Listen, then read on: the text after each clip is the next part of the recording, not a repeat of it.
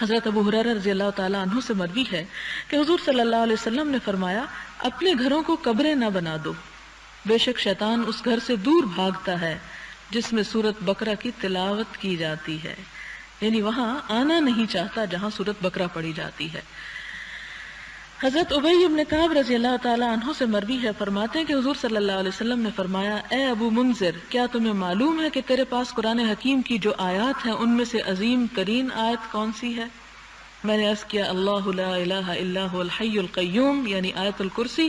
آپ نے میرے سینے پر ہاتھ مارا اور فرمایا، اے ابو المنذر، تمہیں علم مبارک ہو، یعنی تم جاننے والے لوگوں میں سے ہو۔ حضرت ابو ہریرہ رضی اللہ تعالیٰ عنہ سے مروی ہے، فرمایا حضور صلی اللہ علیہ وسلم نے مجھے زکوٰۃ رمضان یعنی صدقہ فطر کی حفاظت پر مقرر فرمایا۔ کوئی آنے والا میرے پاس آیا اور وہ کھانے سے کچھ اٹھانے لگا تو میں نے اس کو پکڑ لیا اور کہا، میں تجھے حضور صلی اللہ علیہ وسلم کی خدمت میں پیش کروں گا۔ اس نے کہا، میں ضرورت مند آدمی ہوں، مجھ پر اہل و عیال کا بوجھ ہے، میں بڑا محتاج ہوں، تو میں نے اسے چھوڑ دیا۔ صبح ہوئی تو حضور صلی اللہ علیہ وسلم نے فرمایا، اے ابو ہریرہ، آج رات تمہارے قیدی نے کیا کیا؟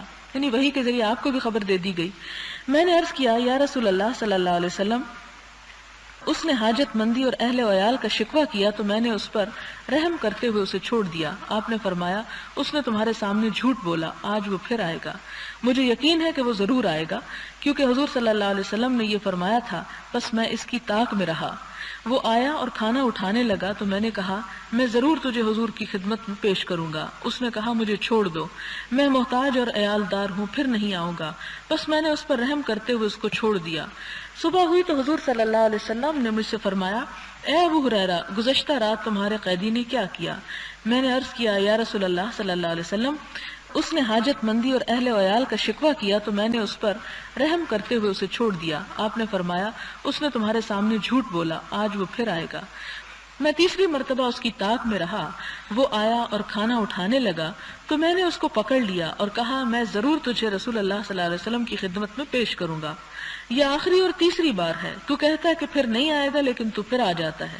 اس نے کہا، مجھے چھوڑ دے، میں تجھے چند کلمات سکھاتا ہوں جن سے اللہ تعالیٰ تجھے نفع پہنچائے گا۔ میں نے کہا، وہ کلمات کیا ہیں؟ اس نے کہا، جب تو سونے کے لیے بستر پر جائے تو آیت الکرسی پڑھ لیا کر، اس طرح اللہ تعالیٰ کی طرف سے ایک محافظ مسلسل تیرے ساتھ رہے گا اور صبح تک شیطان تیرے پاس نہیں آئے گا۔ میں نے اس کو چھوڑ دیا۔